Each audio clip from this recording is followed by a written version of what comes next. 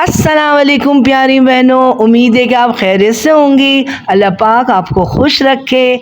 आज मैं नींबू के पौधे के पेड़ के बारे में बताने आई हूँ और उसके कुछ टिप्स और केयर बताने आई हूँ। देखिए मेरा नींबू का पौधा है, माशाल्लाह कितना हरा भरा है, इसमें फ्रूटिंग हो गई है अल्हम्दुलिल्लाह माशाल्लाह से। अब देखिए इसके केयर इस तरह से होनी चाहिए ताकि हमारे फ्रूट भी ज़्यादा हों और हमारे फ्रूट ज़ाया भी ना हो और हमारे पौधों की ग्रोथ भी अच्छी हो। पहले हमें अक्सर ये मुगालता हो जाता है कि जब हमारे फ्लावर झड़ने लगते हैं, अच्छे खासे होते हैं, बहुत सारा होते हैं और धीरे धीरे झड़ने लगते हैं, तो हम ये समझते हैं कि ये ओवर वाटरिंग से गिर रहा है। यहीं से हमारी गलती होती है। असल में इनको चाहिए फर्टिलाइज़र जो इसकी मुताबिक हो। जब फूल जब आ जाते हैं तो उनको पोटेशियम, कैल्शियम, फास्फोरस जिस खाद में ज़्यादा हो वो वाला फर्टिलाइज़र हम दें बहनों, जो कि लिक्विड बनाना फर्टिलाइज़र और एग शेल फर्टिलाइज़र में मौजूद है।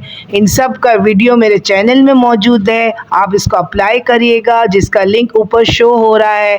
फूल आने से पहले एक एक हफ्ते बाद आप काउडन दीजिएगा और जब वो फूल आ जाए तो आप ये वाला यूज़ करिएगा फर्टिलाइज़र, जिसका मैं आपको बता रही हूँ तफसील से, और आपको इंशाल्लाह बहुत अच्छा रिज़ल्ट मिलेगा और आपका पौधा अच्छा ग्रो करेगा, फ्रूटिंग और फूल दोनों ही अच्छे होंगे।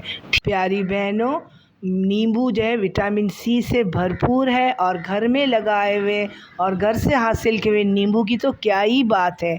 मैंने अपने घर के लगाए हुए नींबू से घर में अचार बनाया बगैर तेल का, वो इतनी ज़बरदस्त उसका अरोमा और जायका था। नींबू का अचार हाजमे के लिए बहुत फ़ायदेमंद होता है। चले बहनों, आप भी इरादा कर लीजिए, आज से एक छोटा सा नींबू का पौधा लेकर आएँ और उसका इसी तरह केयर करें, टिप्स का, हर चीज़ का, और घर में लगे हुए नींबू आपको आसानी से मुहैया होगा। वीडियो अच्छा लगे, समझ में आए तो ज़रूर हौसला बढ़ाइएगा। प्यारी बहनों, लाइक करिएगा, शेयर करिएगा। अल्लाह हाफिज़।